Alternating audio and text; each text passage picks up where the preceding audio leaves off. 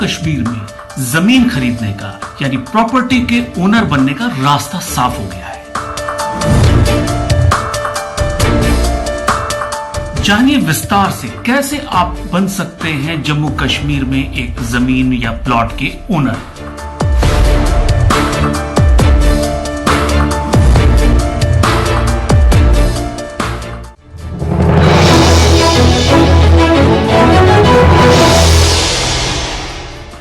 Times के सभी दर्शकों का हमारे खास कार्यक्रम खबरों का पंचनामा में स्वागत है। आज हम बात करने जा रहे हैं उस प्रोसेस की जिसके तहत आप जम्मू कश्मीर में एक जमीन या प्लॉट के ओनर बन सकते हैं। पिछले साल केंद्र सरकार ने जम्मू कश्मीर से आर्टिकल 370 को खत्म कर दिया। इसके साथ ही विरोध के सुर तेज हुए, मगर इसी बीच संसद के दोनों सदनों ने बिल लाकर आर्टिकल 370 और 35A को खत्म कर दिया। कश्मीर में अलगाववादी नेताओं ने विरोध प्रदर्शन किए, लेकिन सरकार ने कार्रवाई करते हुए शांति बनाए रखने के लिए हर जरूरी कदम उठाए। इसके बाद जम्मू कश्मीर में सरकार का एक और अहम फैसला लागू हो गया है। 26 अक्टूबर को अधिसूचित भूमि कानून के बाद अब जम्मू कश्मीर में देश के किसी भी हिस्से में रहने वाला इंसान जमीन खरीद सकता है।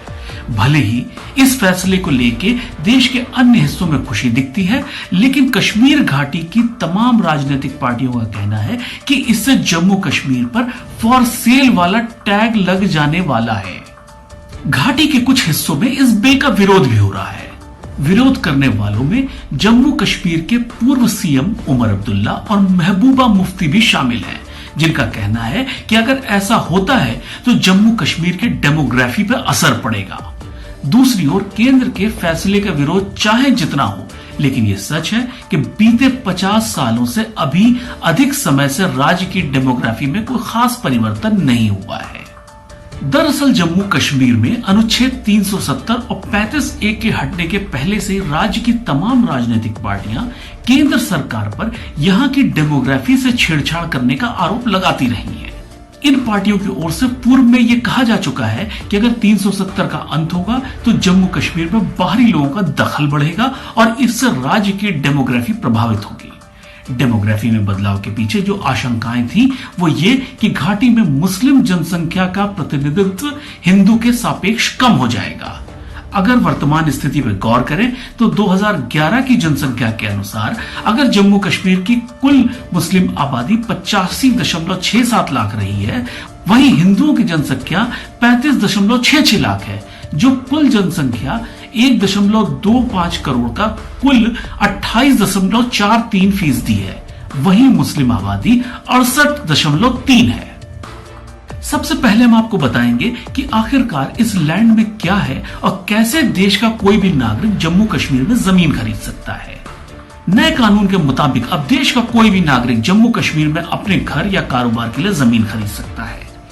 5 अगस्त 1919 को अनुच्छेद 370 और 35A के प्रावधान खत्म होने के बाद इस बात की पूरी संभावना थी कि जल्द ही कश्मीर में जमीन की खरीद फरोख्त की इजाजत भी दे दी जाएगी। अगस्त 2019 से पहले जम्मू कश्मीर की एक अलग अपनी संवैधानिक व्यवस्था थी। उसके तहत जम्मू कश्मीर के सिर्फ स्थायी नागरिकों को, यानी जिसके पास राज्य की स्थायी नागरिकता प्रमाण पत्र हो, किसी अन्य राज्य का कोई भी नागरिक चाह कर भी जम्मू कश्मीर में अपने घर, दुकान, कारोबार या खेतीबाड़ी के लिए जमीन नहीं खरीद सकता था। केंद्रीय गृह मंत्रालय ने इस संदर्भ में अधिसूचना जारी कर दी है। इसके तहत देश के किसी भी राज्य का कोई भी नागरिक अब बिना किसी मुश्किल के मकान, दुकान बनाने या कारोबार करने के लिए जमीन खरीद सकता है। इसके लिए अब किसी भी तरह की डोमिसाइल या स्टेट सब्जेक्ट की औपचारिकता की जरूरत नहीं होगी। हालांकि डोमिसाइल की अनिवार्यता सिर्फ कृषि भूमि की खरीद के लिए होगी। गृह मंत्रालय ने अपनी विज्ञप्ति में कहा था कि इस आदेश को केंद्र शासित प्रदेश जम्मू कश्मीर पुनर्गठन केंद्रीय कानूनों का अनुकूलन तीसरा आदेश 2020 कहा जाएगा।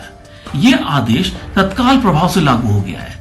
आदेश में कहा गया है कि सामान्य आदेश अधिनियम 1897 इस आदेश की व्याख्या के लिए लागू होता है, क्योंकि यह भारत के क्षेत्र में लागू कानून की व्याख्या के लिए है।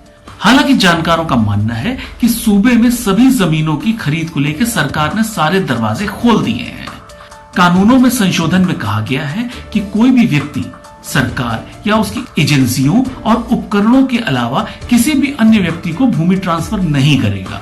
नियमों के मुताबिक कृषि भूमि को सरकार की स्वीकृति के साथ ट्रांसफर किया जा सकता है।